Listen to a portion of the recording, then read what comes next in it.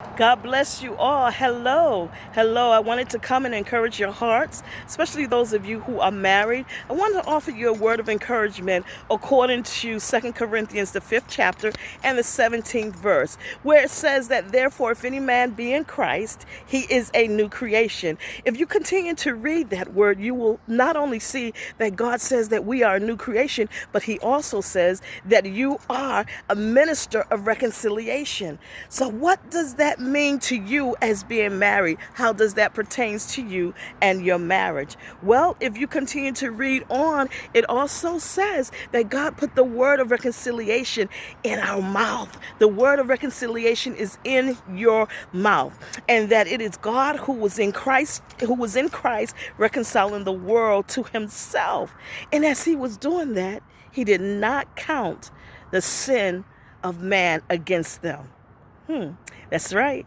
Nor should you count the sin or the faults or the offenses of your husband or your wife against them while you're waiting and believing for God to do reconciling work in their hearts. While you're waiting for reconciliation of your marriage, you're not to hold on to any faults that your husband or any sins that your husband or wife is committing against you nor against God. But you ought to be persistent in prayer.